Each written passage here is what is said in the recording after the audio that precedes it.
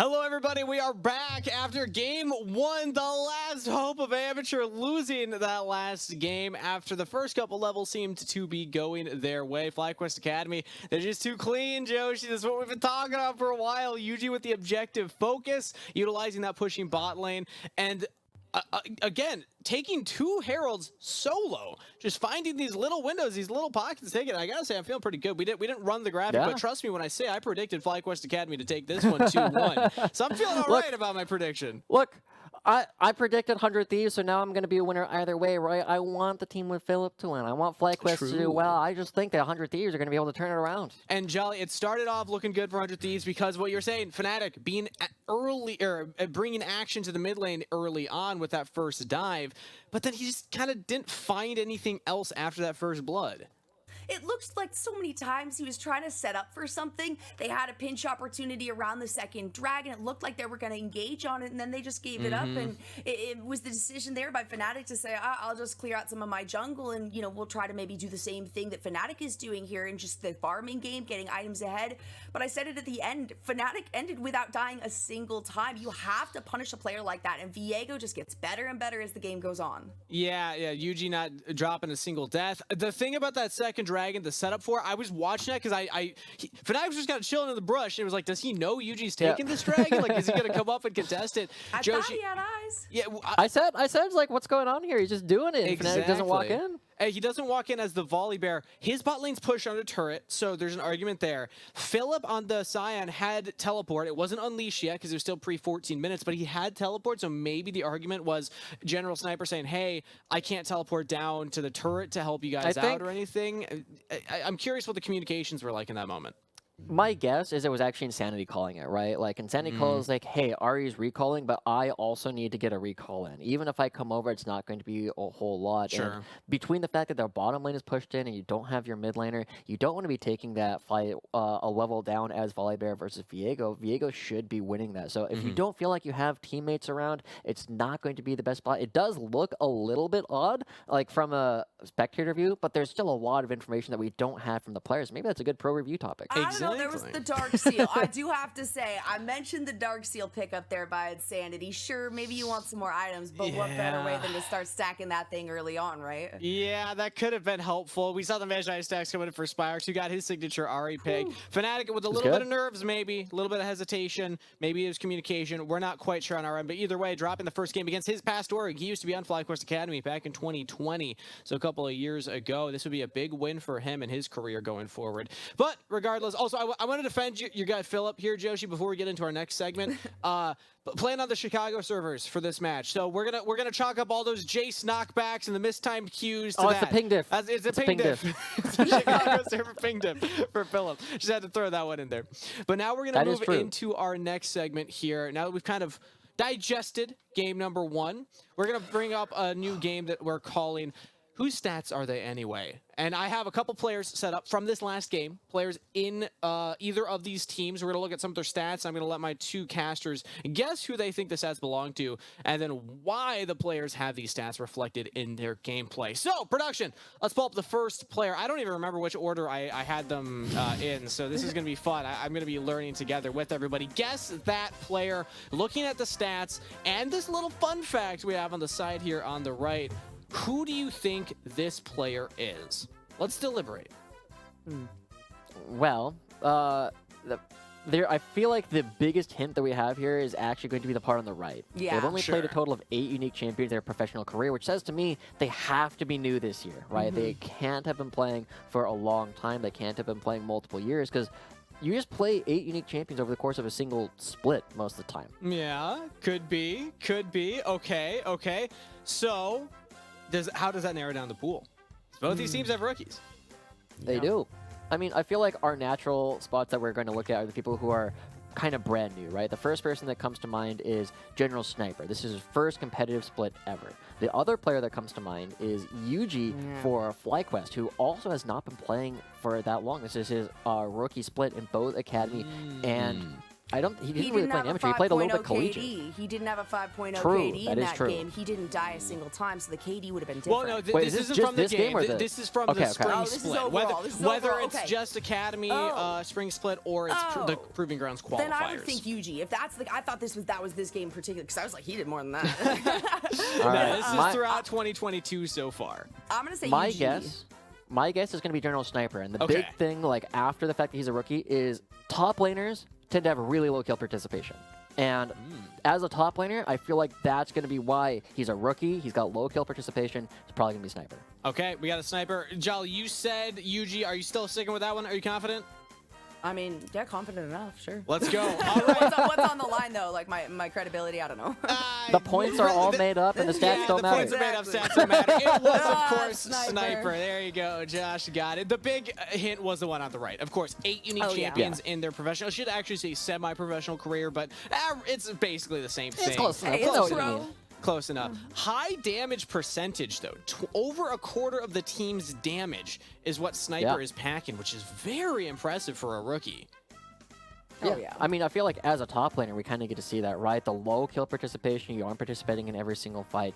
The deaths being, about 1/5 doesn't necessarily tell us a lot, but the really high KDA says that this player is winning, and the really high damage means that they're probably a bit of a carry. And so, with all that coming together, feels like kind of has to be a top laner, and General Sniper definitely has been the most dominant top laner in all of amateur this year. And I will say, Sniper had a pretty rough game number 1 right there. Was up in CS in lane. The Jace versus Sion matchup, he was actually getting some really good freezes.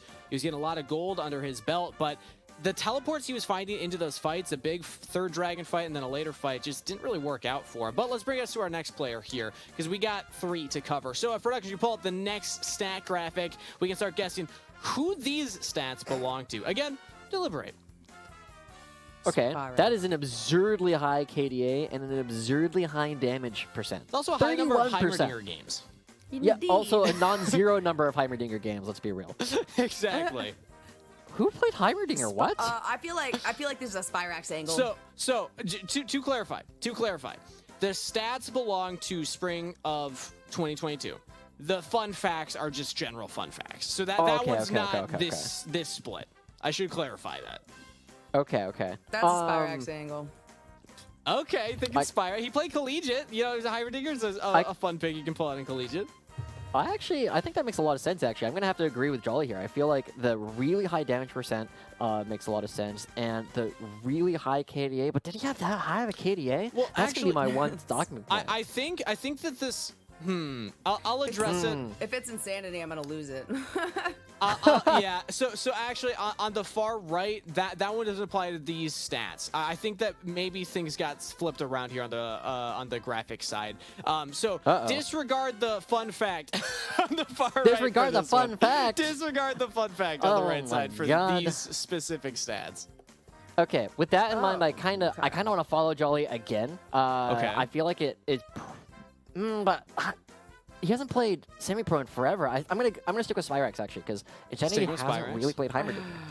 I think it's. Well, again, the Heimerdinger does not apply to this. So just forget about the far right fun fact for these stats. Yeah. All right, we got Spyrax. Are you both sticking with Spyrax? No, I'm Insanity. No. Insanity, final answer. I was okay. Final answer. I'm going to go with. Gosh, no, I don't want to pick a mid laner, but I'm going to go with Fnatic. Fnatic? Okay, we got a Fnatic guess and we got an Insanity guess. Let's pull it up. Let's see who this player's stats actually belong to, or rather, whose stats these belong to. Let's Insanity. go. So the That was my crazy gut thing. instincts. The crazy thing. How much Check out that percentage drip. did General Sniper have? 25%. How much percentage damage does Insanity have? 31.1%. The top half of the map from 100 Thieves Next is where their carries lie. Yep. Can I also give a quick shout out to like how stylish his facial hair is? It Like, does look I haven't slick. seen this guy in person in And quite a his head while, hair. but yeah, like this man is looking good. Doesn't die a lot. Crazy KDA, crazy high damage percentage numbers. Insanity is popping off on 100 Thieves Next right now, but let's bring it to our third graphic. Actually, I don't know if we'll have time to actually get to the third graphic, but there we go. We got two. We got two in the way. Oh, here we go. All right, sweet. Well, let's speed run this one, guys. Oh, this one? Again, Spyrax. this was the one that the Heimerdinger applies to. So, yep, there we go. Yeah, let's go Speed run it. Spyrax. Spyrax. Spyrax, lock it in. Spyrax, lock it in. Let's take a look. Production. Is it, in fact, Spyrax? You both got it incorrect. It is Tomo. When we look at Tomo. FlyQuest Academy throughout the entire split, Tomo is the damage dealer. He's got a couple of games where he's died a lot of times, but in general, his damage numbers are just, regardless of if he's, you know, dying a lot, he's dying because he's going forward, because he's getting the aggressive plays, and that's why 28% is the damage percentage there. So when FlyQuest Academy are winning games, it's oftentimes through their AD carry. This last time, I think it was definitely through Yuji, though. Those stats on his, I'm sure, would swing things in his favor. But with that being said, we are ready for pick and ban of game number 2. Backs against the wall for the number 2 seed in Proving Grounds. 100 Thieves next. Hoping to string together 2 right here. I'm going to give it back to Jolly and Joshi for game number 2.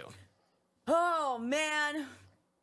Joshi, oh, thank you, Kangas, of course. But, oh, man, you know, I want 100 Thieves to at least push this one out to a game number 3, right? We've got a fun little bit in between those ones, and on top of it, I know that the amateur is capable of doing it. We just got to see a little more focus on those objectives. Yeah, we'll see what they're able to do, right? It definitely feels like they had a good plan. They saw that a little bit, and then, you know, I love watching people play these Jace, but when you get marked super heavily by the enemy mid laner, especially something like Ahri, Jace doesn't do well when you're able to just get bursted off on one side of the fight. And Spyrex constantly doing that, constantly taking the Jace out of the equation. And we'll see what kind of adaptations are going to be made. 100 Thieves now are going to be on the blue side, and just as we were kind of calling out, they're just going directly for the Jinx. Correct. That I really like to see it. Yeah, just like we were calling out. Hey, I call that one out, just you know.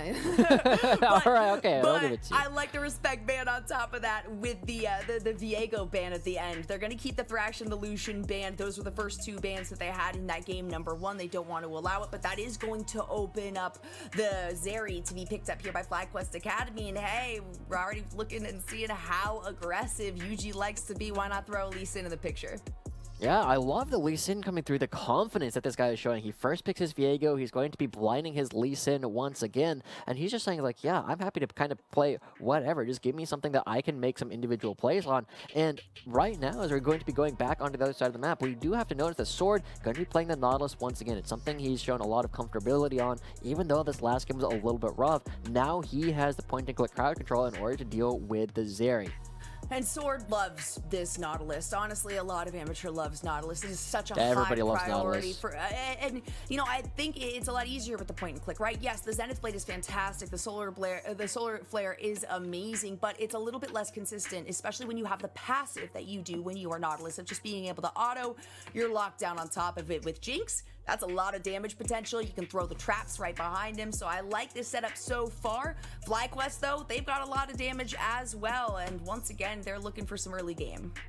I do like this coming out from FlyQuest, and something that we kind of forgot, Insanity was this longtime Viger player. He was one of the few people who was bringing it out a couple years ago as his counter to Azir. He played it a couple times on LCS, he's been playing it for years, and it's been a pretty decent Ahri counter pick fairly recently. So a little surprised it didn't come out last game, but this is also FlyQuest just saying we don't want any of that here. We want to make sure that Spyrex has a strong pick that he showed a lot of promise on in the first game, and it's going to be protected with these bans. We'll see what the last one ends up being for FlyQuest, of course. I like the crowd control recognition, and also 100 Thieves, they said, okay, we didn't quite have the frontline initiation. FlyQuest was able to. That Scion was pretty devastating when it came to the team fight stage, so the Volibear and the Nautilus should supply a bit of that. We are going to get now the last ban coming through from 100 Thieves next, right before the final picks, and honestly, at this point, you can really kind of pick. There's many champions that could fall into both of these compositions that will just kind of supply FlyQuest's bursty damage, and also 100 Thieves is, you know, keeping Jinx alive. Yeah, I really am kind of surprised at how stark the differences between these two compositions are. It's not often that we see this early on, but this is kind of FlyQuest showing that they are willing to play a very high mobility style of game, that they're going to be moving around, whereas 100 Thieves is going to be a little bit more lumbering as they move around the game. And whoa, look at this Diamond coming up with the Renata Glask. A lot of cool opportunities to play with this champion, and I love the fact 100 Thieves are very straightforward with the style that they're going to be going for, and now they're just going to be trying to to bully down one side of the fight, but FlyQuest are so mobile, I don't even know if 100 Thieves can catch them. Yeah, we're going to have to find out. I mean, you got a Volibear. Now you got a Corki. You've got the Aatrox for Sniper. We have seen the disgusting things you can do with this, and this is actually a pick that Philip loves to run as well on FlyQuest. So to take it away, I mean, I think we even saw a highlight of Philip just with a nasty play in a previous game. 100 Thieves next. We've seen other ones as well from Sniper here, and it's going to be the Jace pickup. A lot of swaps in the picks between these two comps now, Joshi. A lot of swaps coming through, right? Array was playing the Zarya, now it's going over to Tomo. Sniper's playing the Jace, now it's gone over to Philip. Fnatic going to be sticking up with his Volibear, and Sword keeps his Nautilus. So 4 of the 5 champions that 100 Thieves played in the first game now going to be still in the same game. And I'm really excited to see Philip trying to actually go toe-to-toe with Sniper, right? One of the things that Philip said earlier in the season was he wanted to be regarded as one of the best top laners in Academy. He wanted to catch up to players like Darshan and Dokla. And now going up against Sniper, one of the few amateur top lanes that were like, yeah, he is on their level, and just show that he can play this Jace into the Aatrox. He's really throwing down the gauntlet and saying, we want to knock you guys out super quickly. And not only that, but this was the final pick, right? Philip, and he very quickly locked in that Jace. He said, okay, I know what I'm doing. I play the Aatrox. I know how to play against it. And we'll have to see if it works out well for him this time. Hey, I don't want to bring up that ping thing you guys were talking about earlier, but hopefully that doesn't come into play on this matchup, because this game could be pivotal. Either 100 Thieves next is going to be able to push this out to a game number 3 in a full series, or FlyQuest Academy looking to close it down in just a 2-game sweep. So, man, there's a lot on the line right now if you're an amateur. Yeah, there are a lot of scores that I was kind of expecting coming into this series, right?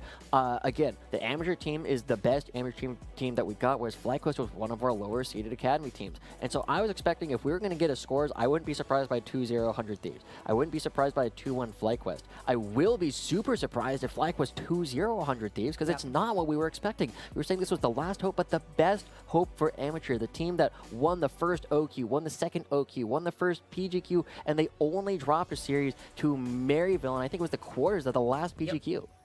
Yeah, it was right towards the very end. They were undefeated throughout the majority of the split here. They've been looking so good. We know they have the potential. They just got to be a little bit more aggressive, I think, than we saw them in that previous game. And based on the picks that they've made here, Joshi, they're looking to do just that. We'll see. It is going to be Sniper. He's having a little bit more impact in the mid game. We'll see what kind of things they do choose to do as Tomo checks things out with that Q. Going to be able to get down this first ward, but otherwise going to be a fairly standard fan from most of the rest of the team. And I feel like this is another game that Spyrax has a lot of opportunities to pop off, Jolly, right? He's got a lot of targets that he can try and hit. The charm is very effective against Sniper, Insanity, and Array, and Ari comes online way earlier than this Corki will, so I wouldn't be surprised if he just finds a lot of opportunities to bully around Insanity this game. Bully Insanity, and you got to expect that UG is going to try to help Spyrax out with that, especially when you've got a charm. You have the ability to find an easy Sonic Wave and the follow-up there as the Lee Sin, and that can equal a very quick dead Corki. And like you said, he's vulnerable at the early parts of the game, so yeah. I wouldn't be surprised if Fnatic tries to do the same thing, though. We saw how early he jumped and how successful he was in Game 1. I'm excited to see, right? Spyrax is one of these players that did have... Oh, we'll get back to that. Yeah, we already got a big fight down in the bottom. Array taking a lot of damage. Sword being the one getting initiated on, but the responding damage does come through here from Array, who's willing to pop off some of those rocket shots. Yeah. I feel like this bottom lane is going to be Arcane Season 2. Nautilus will somehow find a way. He will make some cameo just to make sure everything stays according to canon. But we'll get back to that. Spyrax, one of these players who played for a long time in the collegiate scene, played alongside, I believe it was Iconic and Niles on the Maryville squad for quite a while. And he's one of these players that during this year has had a lot of opportunity to kind of glow up because he didn't have Yuji to play around him in the first part of the season. He wasn't as effective then, but he's really started to come into his own, and it feels like a lot of players, now that they've got their backs against the wall in like this bracket format, are really looking to find opportunities to play to win instead of just play to not lose. Oh, yeah, and regarding Spyrax specifically, when he was in collegiate, you know, amateur collegiate, they kind of go hand in hand a lot of the times, and so I've seen Spyrax a lot in collegiate, but at the same time, not as much as some of the other players because he was that quick to get picked up by an actual academy team. And it was the promise that he held, and also really just the adjustability, the adaptability, and the communication skills that he had with his team. So I love to see Spyrax popping off here as much as I want to see Academy win. There's a little bit of the Academy heart within this player. I thought you just said you wanted the amateur team sorry, to win. I said it wrong. I said it wrong. That's okay. We can have differing biases. I do want FlyQuest to have a showing to come through today. And Philip is already pushing around Aatrox. This should be expected, but look at this gank in the mid lane. Spyrax gets the jump, and it's the depth charge, easily dodged with a flash. Spyrax, we were just talking about him. His ears were burning, I think. He was. And Fnatic just missing that stun. That's wasting a huge amount of time coming out from both the jungler and the support as they all try and move up. I feel like that probably should have been a kill, and just a very small mechanical mistake ends up putting them on the back foot, but this doesn't. Diamond, is he going to be able to escape from this one? The flash at the last moment, he's ignited, able to stay alive. The root on the other side, it's a split fight, but Spyrax comes in from behind. Yuji picks up the kill, flashes over into the dragon pit. Nobody willing to follow that one up. Oh my gosh, multiple members going super low here for FlyQuest, but they're going to be the ones that end up fighting this first blood. There's no flashes from Sword or Fnatic to try and follow over the wall, and just that small misplay that we saw previously coming out in the mid lane is going to be paying dividend right now for FlyQuest. They immediately go in, and knowing that there's no flash for Fnatic means that Yuji doesn't feel in danger at all this entire time. We see Diamond going a little bit too aggressive, but Yuji just willing to go in and brawl because he knows he can get out. There's no way for 100 Thieves to do anything about it. That was such a great play, and the follow-up flashes didn't come through there. Fnatic didn't have his up. Insanity has got to be safe, doesn't have the teleport any longer, but now Yuji already looking for another play. It's the W pop out. The Sonic Wave does end up hitting here. Yuji's not able to follow it up with anything else. I gotta say, as a mid laner, that is one of the most tilting things when the jungler does that to you. It's like, you know there's no chance you're gonna kill me here, right? And he's like, yeah, I know, but you just teleported and now I just take all of your potions, so you basically didn't TP at all. It is very rough when you're in that situation. But on the other side of the field, it looks like 100 Thieves is finding a pretty good fight. Tomo able to escape with his life, but he's going to have to recall. Yep. Should be all right. Will get his first recall off as Yuji continuing to spend time in the mid lane, making sure that Insanity is a little bit uncomfortable. And I love the early aggression that is coming out from the side of FlyQuest. They weren't super active in the first early game, but now they're just constantly looking for ways to move into the enemy side of the map, just create a lot of pressure. And Yuji, despite the fact that he was really far ahead in farm the first time around, is now just trying to put Fnatic on the back foot because he's going to get out farm normally. And the adaptability that FlyQuest is showing is really impressive. Absolutely. There's adaptability on both sides of this Summoner's Rift today.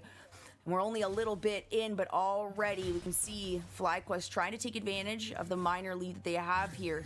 Yuji already providing 2 ganks. We've got some pings now that they're trying to get eyes on Fnatic. Not that they're trying to get eyes. They have eyes on Fnatic right here. So Yuji making sure to keep good sight of that Volibear just in case this mid lane gets bounced on.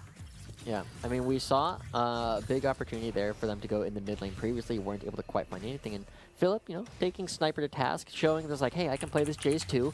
But the big thing that we got to pay attention to is how well Sniper's going to be farming through this early game. Aatrox really comes online.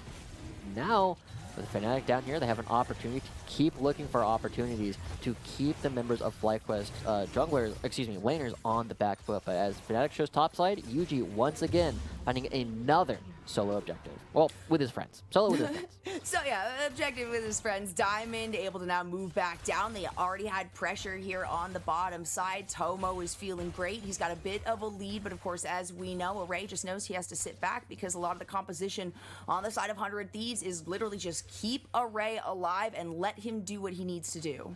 Yeah. As long as they can find that first kill, the reset comp coming through from both Aatrox and Array can be really devastating. But the question is going to be, are they going to be able to find that first kill? There's a small lead going over to FlyQuest, which is better at this point in the game than they were the first time around. And as we wait for the next dragon and the Rift Herald to spawn, we have to ask, are FlyQuest going to be able to continue bullying around 100 Thieves and taking away all these objectives with no response? Because Yuji got the first 3 objectives, by himself last game. Yeah.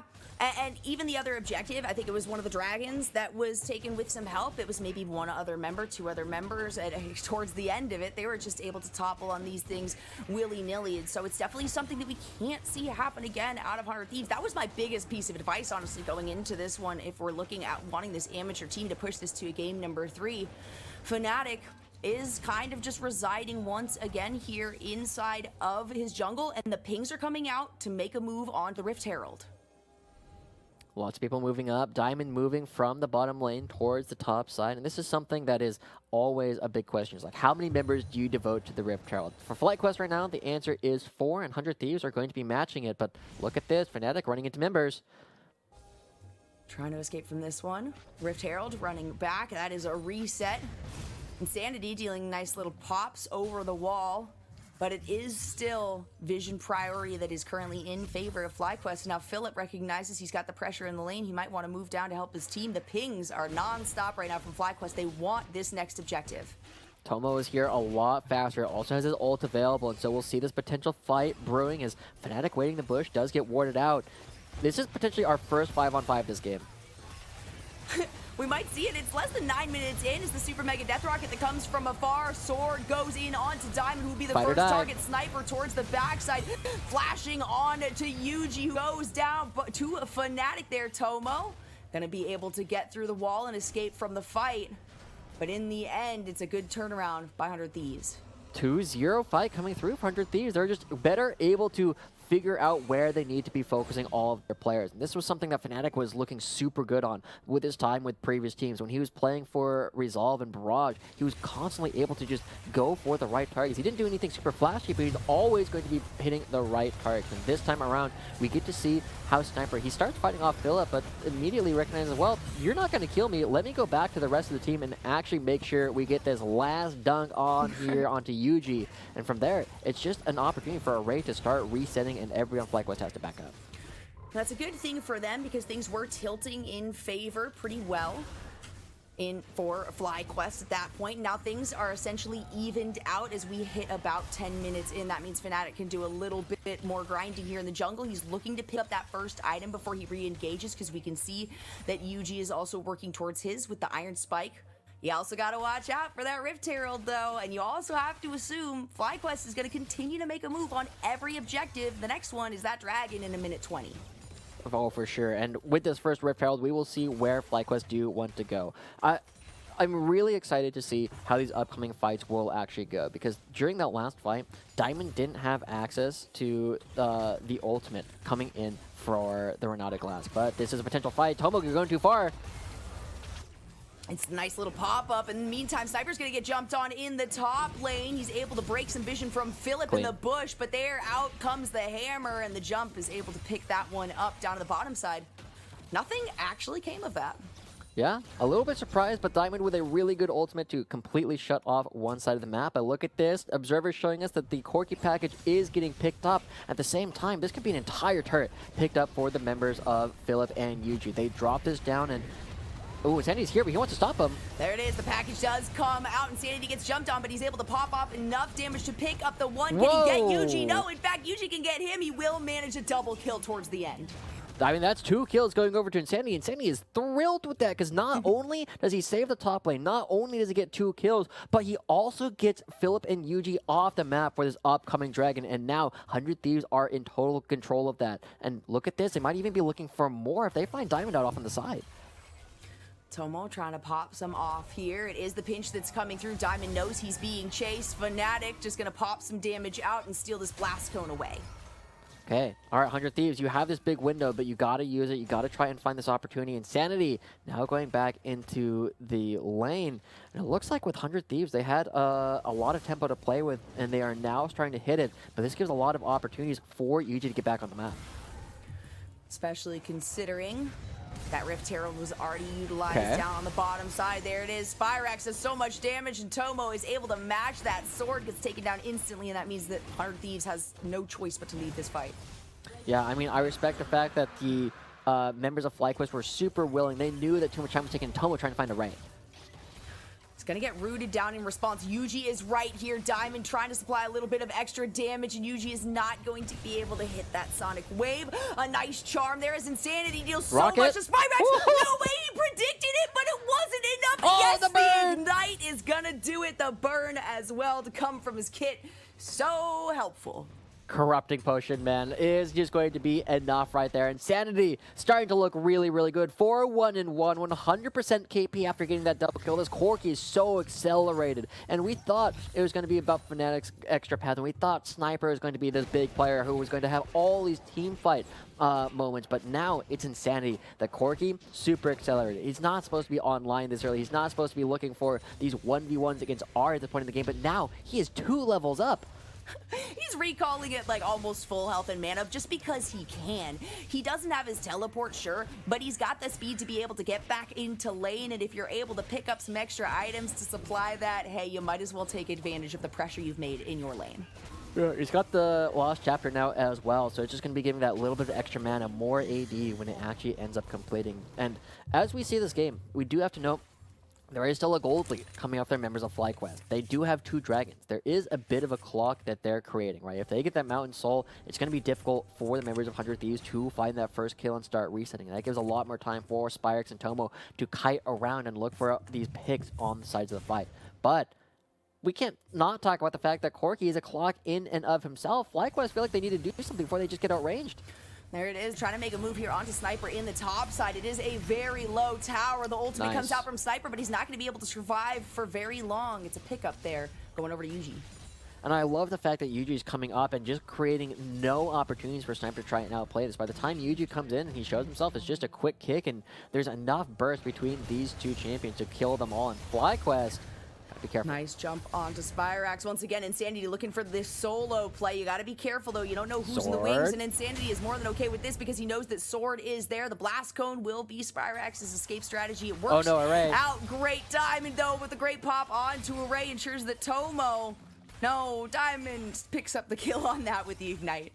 That's okay. Well, that's all right. Tomo's just glad that the enemy AD carry is gone. He's got some time to try and hit this turret. It's going to be A-okay. And Tomo and Diamond have very quietly but very consistently been beating up on Array and Sword. Every single time Sword is out of lane, Diamond looking for an opportunity to beat up on the enemy AD carry. So we're seeing some small differences coming out between both teams. And it feels like Yuji this time is looking really, really strong to kind of challenge Insanity as the other Fed guy in the game. And Lee Sin remains super strong for the next couple of minutes. And Yuji, this is when he started coming alive, when he started to show some of these patience to actually go for these fights.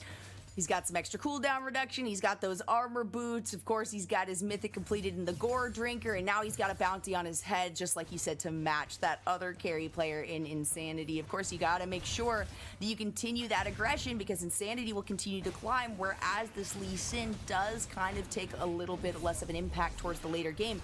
It's going to be yet another objective, though completely uncontested, going to FlyQuest. That's 4 straight, just like we saw last time. I mean, at least this time it's getting traded for a blue, but they find Spyrax. That's a good jump. It will be a huge shutdown. Fnatic. Oh, Fnatic uses the Stormbringer at the end, not able to get the pickup. It's actually Sword that gets the bounty. I mean, but the big thing is you're going to be getting the ult out of Spyrax, right? He still doesn't have his flash. You find another kill, and you just create a message, right? FlyQuest, you're not allowed to be going into your own side, and this is a huge turnaround from the members of 100 Thieves. We said that they were looking pretty lackluster in the mid-game last time. Now they've woken up. They got that kick in the pants, and they're going to be looking for an opportunity. But where's this teleport? Who is this? It's Philip. Bottom lane. There Philip in the bottom. Oh my gosh, the damage onto Array. He's going to be able to set out the traps, but that means that Philip's just able to walk around. He picks up the kill, and I do believe Tomo got an assist. Yeah, I mean, that's Jay saying, we just got to put her down, right? It's the same thing we were seeing in Arcane. It's just playing it out on screen right now, but FlyQuest in total control of this dragon. We'll see if 100 Thieves can't do anything. They do have the Corki package, and this is going to be the question, right? Do they feel strong enough to actually go for this? They're not on completed items for Insanity. There's a lot of damage still coming out of Insanity's ultimates, and he has the mana right now to back it up. Philip, though, making his way in. He's got some damage of his own to throw their way. A nice little Q coming out of Diamond on top of it. It is still 100 Thieves looking for an angle to initiate in this fight. Maybe make another move on the dragon. They don't want to give over more objectives. But do they have a choice, right? They're going to be going in. We will see what 100 Thieves do try and do, as there is a Rip Curl going to be going up. Insanity and Sniper on the bottom side looking for a flank. There it is, the pinch that 100 Thieves next is so common for. Insanity with the package, so much damage. Out comes that hostile takeover. It's a lot in response, but a double kill coming out of Sniper, who uses his ultimate. Spyrax has to run away. The flash comes in. The charm on the backside. Yuji is on the run. Array not quite able to hit the zap, and that means the 2 members of FlyQuest Academy are going to make it out. 100 Thieves once again fighting this team fight win. They're just coordinating better than the members of FlyQuest. The fact that FlyQuest are respecting the package so much that they fall back into the choke point just means that Insanity gets all the damage down. And we said that once you get a reset on this team, they're going to be able to find these big opportunities. So that's a Dragon going over. That's multiple kills going over. That's a turret that's getting picked up. But watch Insanity just going right on in, splitting the team, preventing half of them from participating. And that just means that even with the great ultimate from Renata, there's not enough time left on over. An Array just able to run rampant throughout this team fight. It's a good thing too. We needed to see that turnaround coming out of 100 Thieves here. We saw how devastating it was to give all of those objectives over to a team that had some great late game potential. And I think the recognition here too is 100 Thieves saying, hey, ours is better in this case right now. If we can just continue to pressure this, if we can at least stall out extra damage coming through, maybe from Philip, coming out of Yuji, eventually coming out of Spyrax here because he's been stalled out, then we're in good hands.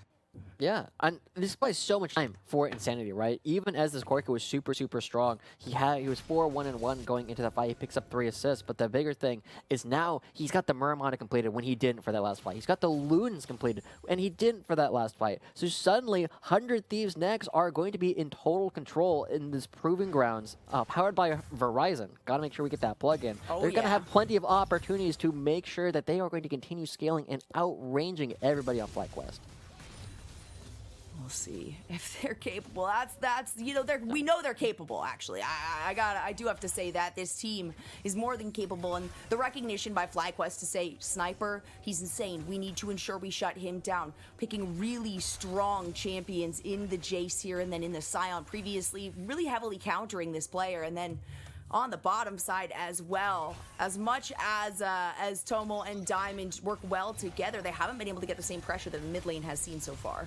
Yeah, I mean, Tomo and Diamond played the lane pretty well. They continued to punish Array every time Sword was gone, but now they're still trying to find their way back in. And I feel like a lot of people, as they look at Renata, are still trying to figure out where exactly this champion belongs in the meta. And I mean, Diamond had the money ult, right? He hit all 5 members in that last fight, but it's a situation where they didn't quite have enough damage to follow it up. They were too split. They weren't able to go through the package, and the choke point was just totally controlled by 100 Thieves. And now Sniper, once again, just finding another turret. So suddenly a gold lead is starting to get built up by 100 Thieves, which I think might be the first time since minute 3 in the first game.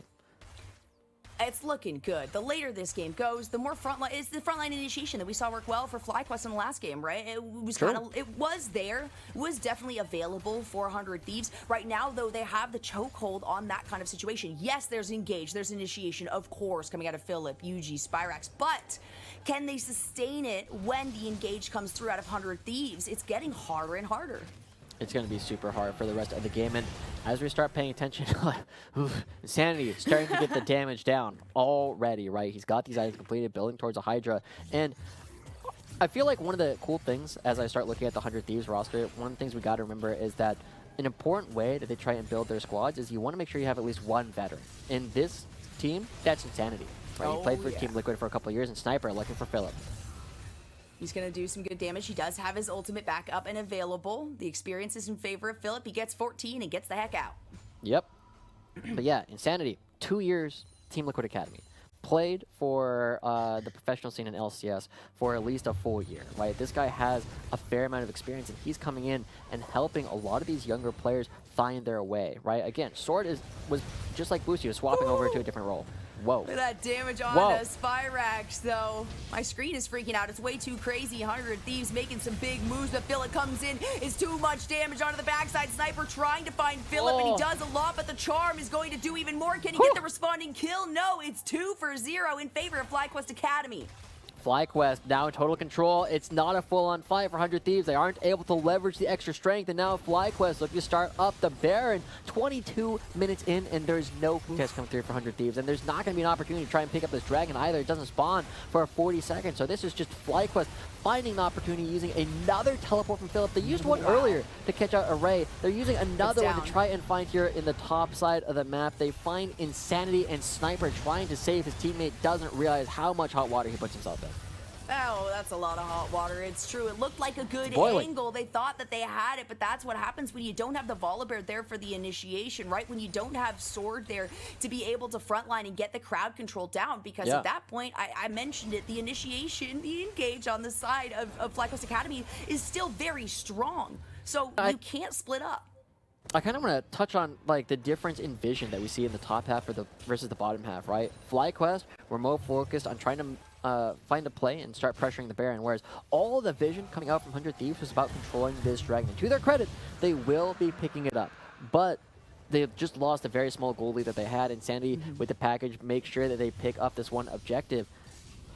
But this is the power play that FlyQuest are looking for. They're trying to take away all of the jungle. They're trying to make sure that Sniper never really takes over, and as every single time they're able to walk up and get a little bit of damage on these turrets is time that Insanity is not able to sit there and wave clear. They did get the Mountain Drake, and that's 2 of those, so their resilience does increase a bit, and that is definitely one of the big points right now for this team on 100 Thieves, and also for just kind of stalling things out. And the gold lead's not massive, right? This is a really good push coming out of FlyQuest. They were able to pick up that one tower. We'll see if they can follow it with another here. They're directing their focus on the mid. Tomo once again dashing right out of Sword's depth charge right there. And it will be another tower that they managed to pick up for themselves. Yeah, I mean, it's a problem that Insanity can only be in one lane at a time, right? He can't wave clear both the top and the mid. So he tries to go wave clear the mid, it gets taken down. He goes back top lane, but the Baron buff is too strong. Sparx has done too much damage already, so that's 2 structures getting picked up. And every time an inner turret goes down, that's 2 kills worth of gold that goes over to the other team. So Yuji, Philip, and the way that they're moving around the map is showing a lot of discipline in ways that we weren't seeing coming out from FlyQuest in the first game. And we like to see that coming from an experienced team. It's something that you kind of expect, especially going into this final team in the amateur scene here on at least the top bracket or the upper bracket. So 100 Thieves does not want to drop down. They want to provide the representation for these amateur teams and say there's a reason that we're capable of fighting with the best of the best. There's a reason we are here in Proving Grounds right now. Yeah. And it definitely feels like 100 Thieves are down but not out. The entire amateur ecosystem in shambles. That's a bit too far. They're very sad that they haven't really been able to pick up any games. And so far, let's remind everybody that the only team that has picked up a game off of an academy squad was Maryville. Yeah. Right? The team that beat 100 Thieves next in the second PGQ, able to take a game off of, I believe it was TSM in the play-ins going into this. And now 100 Thieves, if they don't pick up this win up against FlyQuest, it asks a lot of questions like, is Academy just too good this year?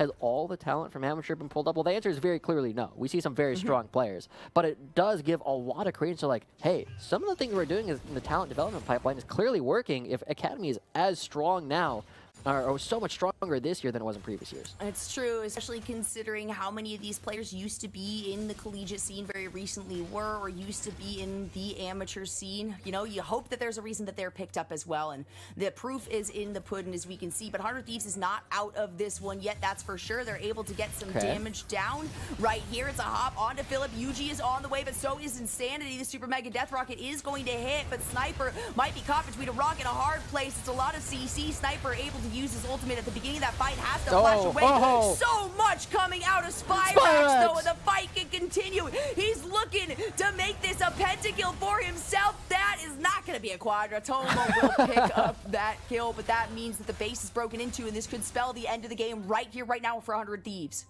Yo, I think everybody's March Madness bracket is completely tattered at this point because FlyQuest in total control of this game. They just taken an engagement that was started up by 100 Thieves, and FlyQuest are looking to potentially end the game right now. It's 27 minutes in, Jolly. Sword is the next one up. You've got it for 10 seconds. That's it. And that's game. it. That's the ace. All 5 members are right here. We had the teleport come through from Philip, who's even willing to flash forward to ensure that the sword doesn't get the pressure that he's looking for the respawns to come through for the team. The thumbs up OKs coming out. FlyQuest now just padding their stats. They're able to throw out the charms, and they're able to pick up even more kills before the game is over. But right as Diamond gets low enough to potentially go down, they take the Nexus down. I'm sorry I doubted you, Philip. I'm sorry I doubted you, FlyQuest. This entire team just woke up so hard today. Everybody looking so good on FlyQuest, and Spyrex, Yuji having such an insane series out of nowhere. I knew that these guys were looking a whole lot better in the second season, but I wasn't expecting them to look so much better than 100 Thieves Next right now. And as a last hope for Amateur falls to the wayside, we are now in a total domination from Academy. They have won every single Academy Amateur matchup so far in the first rounds of Proving Grounds. And I don't know where we go from here. Is it really just the best Academy teams are just going to take this all the way? You know, that's kind of how it's looking. It is unfortunate to see the bright upper bracket and the drop down to that, slightly darker gray bracket, as we can see. It's a little more dismal down there, but there is still hope, right? The fact that this is that double elimination means that the teams aren't out of it, right? They have more games to play. They have more opportunities to prove themselves. And I love the fact that we get to highlight that.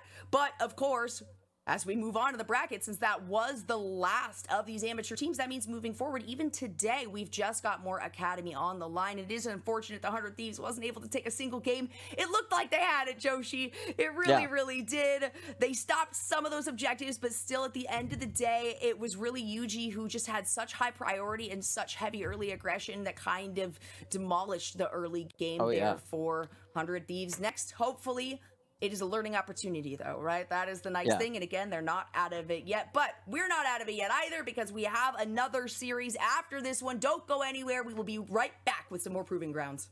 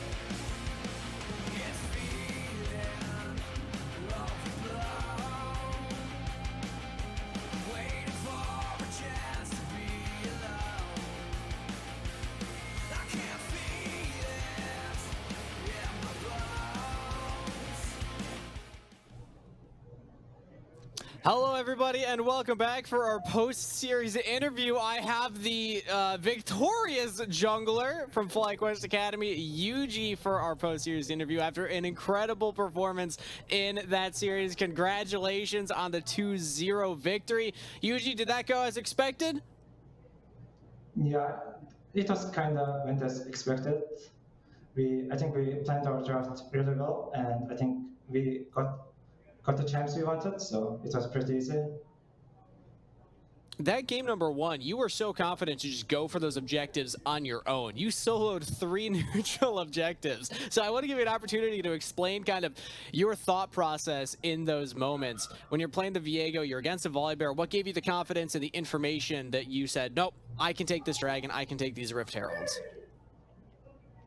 So Volibear was packing up and I was packing down, so it's like kind of unmatched. So if I start Drake after the Volibear would be at like top side, so I kind of knew like his top side, and they're not like contesting any vision or bot side, so I knew it was like we can take it easy. Okay, so it's just a matter of information that was available to you. It's awesome to hear that. Now, earlier on in the season, I got a chance to talk with you. I've talked with Diamond before about the communication structure of the team.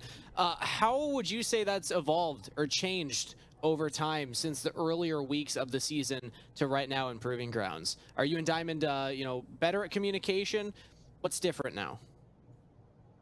I think it's getting better. At first, I didn't make any calls, but right now I'm making many calls, so I think it's getting better and better. Okay. Can you give an example of some of the calls that you made in that last game? Last game, I think I called like we can dive top and we can do Rift, and also we can also take Drakes. So I think I made objective calls, I guess. Okay.